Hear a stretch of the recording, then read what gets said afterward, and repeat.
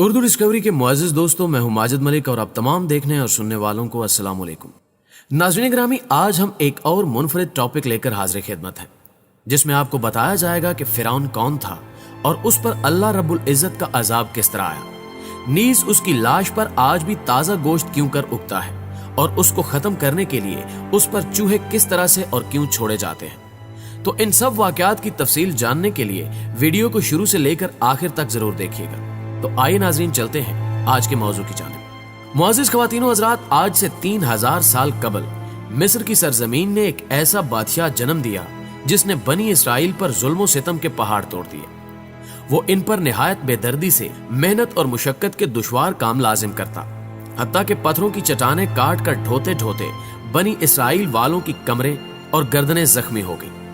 उसने गरीबों पर टैक्स मुकर्रर किए जो गरूबे आफ्ताब से कबल बजबर वसूल किए जाते थे, और जो नादार किसी दिन टैक्स अदा न कर सकता उसके हाथ गर्दन के साथ मिलाकर बांध दिए जाते और महीना भर तक उसे मुसीबत में रखा जाता और तरह तरह की बेरहमाना सख्तियां की जाती। नाज़रीन ग्रामी, एक दिन फ़िरौन ने ख्वाब देखा कि बैतुल मक़दस की तरफ से एक आग आई जिसने मिस्र को घेर कर तमाम कुब्तियों को जला डाला, लेकिन बनी इसराइल को कोई ज़रर ना पहुंचा। फ़िरौन उठा और उसी लम्हे काहिनों को बुलाकर उसकी ताबीर पूछी। काहिनों ने उसके ख्वाब की ताबीर करते हुए उसे बताया कि बनी इसराइल में एक लड़का पैदा होगा जो तेरे हलाक और ज़वाले सल्तनत का बायस होगा। यह सुनकर फ़िरौन ने हुक्म दिया कि बनी इसराइल में जो भी लड़का पैदा हो उसे कत्ल कर दिया जाए। चुनांचे हुक्म की तामील की गई और दाइयां तफ्तीश के लिए मुकर्रर हुई। 12,000 या एक रिवायत के मुताबिक 70,000 लड़के कत्ल कर डाले गए और 90,000 हमल गिरा दिए गए, और ऊपर से मशीयत इलाही ये हुई कि उस कौम के बूढ़े जल्द जल्द मरने लगे। नाज़रीन ग्रामी, इस सूरत हाल को देखते हुए कौम कुब्द के सरदार घबराकर फ़िरौन के पास आए और उससे शिकायत की कि बनी इसराइल में मौत की गर्म बाजारी है, इस पर उनके बच्चे भी कत्ल किए जाते हैं, तो हमें खिदमतगार कहां से मुयस्सर आएंगे। इस पर फ़िरौन ने हुक्म दिया कि 1 साल बच्चे कत्ल किए जाएं और 1 साल छोड़े जाएं। लिहाजा जो साल छोड़ने का था उसमें हजरत हारून अलैहिस्सलाम पैदा हुए और कत्ल के साल हजरत मूसा अलैहिस्सलाम की विलादत हुई। लेकिन हजरत मूसा अलैहिस्सलाम की वालदा ने कत्ल के खौफ से उनको एक संदूक में रखकर संदूक को मजबूती से बंद करके दरियाए नील में डाल दिया। नाज़रीन ग्रामी, अब ये वही दरिया था जिससे एक नहर निकलकर फ़िरौन के महल के नीचे बहती थी। लिहाजा ये संदूक दरियाए नील से बहते हुए नहर में चला गया। इत्तेफाक से फ़िरौन और उसकी बीवी आसिया दोनों महल में बैठे हुए नहर का नजारा कर रहे थे। जब उन दोनों ने संदूक को देखा तो खादिम को हुक्म दिया कि इस संदूक को निकाल कर महल में लाएं। जब संदूक खोला गया तो उसमें से एक निहायत खूबसूरत बच्चा निकला, जिसके चेहरे पर हुस्न जमाल के साथ साथ अनवार नबूवत की तजलियां चमक रही थी। फ़िरौन और आसिया दोनों उस बच्चे को देखकर दिलो जान से उस पर कुर्बान होने लगे, और आसिया ने फ़िरौन से कहा, जिसका तर्जमा कुरान में इस तरह है, ये बच्चा मेरी और तेरी आंखों की ठंडक है, इसे कत्ल ना करो, शायद ये हमें नफा दे या हम इसे बेटा बना लें। और वो बेखबर थे। नाज़रीन ग्रामी, चूंकि अभी हजरत मूसा अलैहिस्सलाम शीरखार बच्चे थे, इसलिए उनको दूध पिलाने वाली किसी औरत की तलाश हुई, मगर आप किसी औरत का दूध नहीं पीते थे। उधर हजरत मूसा अलैहिस्सलाम की वालदा बेहद परेशान थी कि खुदा जाने मेरा बच्चा कहां और किस हाल में होगा।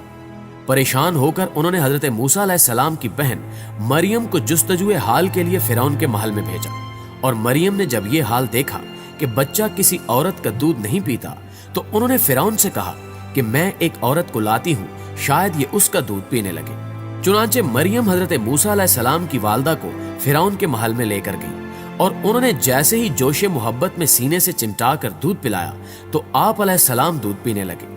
इस तरह हजरत मूसा अलैहिस्सलाम की वालदा को उनका बिछड़ा हुआ लाल मिल गया। इस वाक़े का तज़किरा कुरान मजीद की सूरह कसस में भी मौजूद है।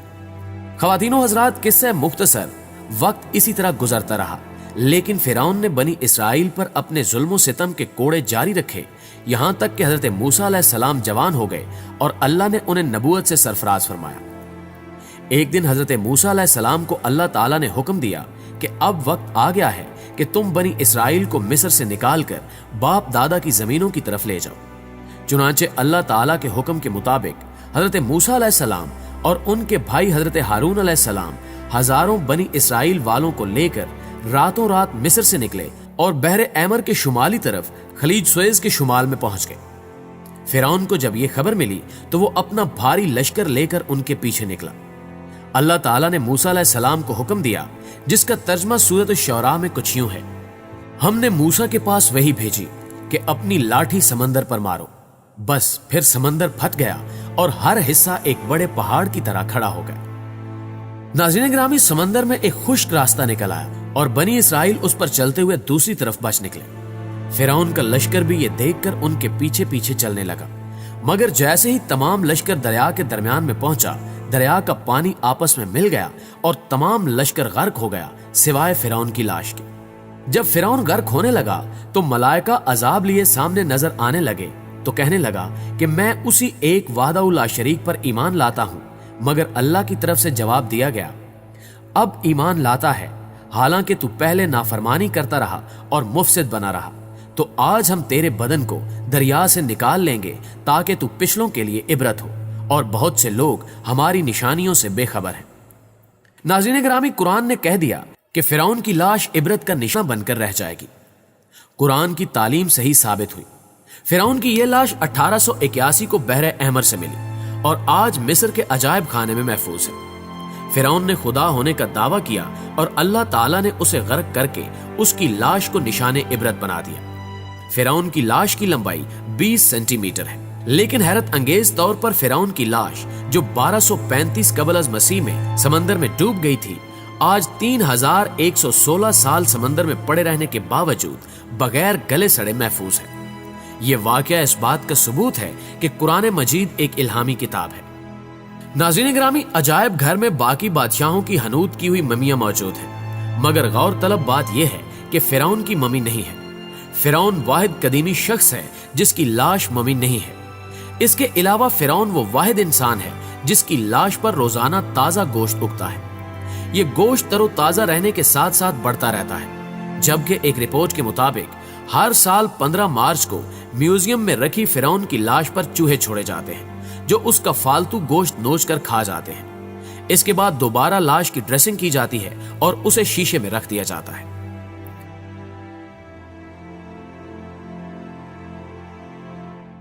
پیارے دوستو، یہودیوں اور عیسائیوں کے عقیدے کے مطابق فرعون کی تمام فوج تو غرق ہو گئی تھی، مگر فرعون کنارے پر ہونے کی وجہ سے بچ گیا اور بعد میں اپنی طبی موت مرا تھا۔ 1898 میں مصر میں پرانے مقبرے دریافت ہوئے جن میں فرعون سمیت دیگر بادشاہوں کی حنوط شدہ لاشیں دریافت ہوئیں۔ اس دریافت کے 63 سال بعد 1981 میں جب فرعون کی لاش خراب ہونے لگی تو مصری حکومت نے فرانس سے درخواست کی کہ وہ فرعون کی لاش خراب ہونے سے بچائے اور اس کی موت کی اصل وجہ دریافت کرا۔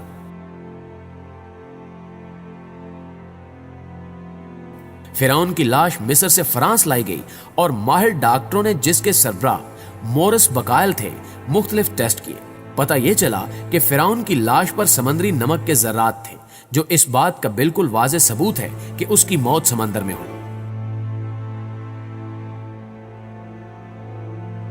جب ڈاکٹر مورس بقائل کو بتایا گیا کہ مسلمانوں کی مقدس کتاب میں یہ لکھا ہوا ہے کہ فرعون کو غرق کر کے اس کی لاش کو عبرت کے لیے محفوظ کر دیا گیا تھا، تو یہ سن کر ڈاکٹر بہت حیران ہوئے اور حقیقت جاننے کے لیے مسلمان سائنسدانوں سے رجوع کیا۔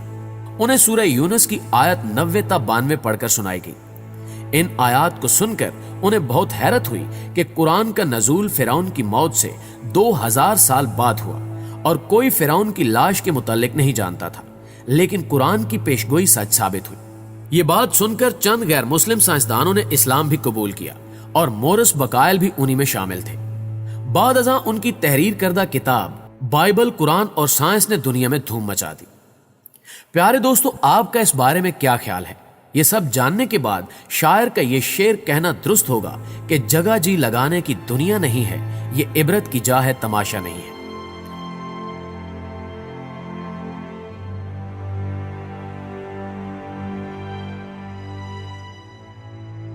آج کی ویڈیو میں بس اتنا ہی۔ آپ سے التماس ہے کہ اگر آپ کو ویڈیو پسند آئے تو پلیز اسے لائک کر دیجیے اور اس معلومات کو اپنے دوستوں کے ساتھ بھی شیئر کریں۔ ہمارے چینل کو سبسکرائب کرتے ہوئے ساتھ موجود گھنٹی کے بٹن کو ضرور دبا دیں تاکہ ہماری ہر نئی آنے والی ویڈیو کی نوٹیفیکیشن آپ کو بر وقت ملتی رہے۔ جلدی حاضر ہوتے ہیں ایک نئی ویڈیو کے ساتھ، تب تک کے لیے آپ کا ہمارا ہم سب کا اللہ نگہبان۔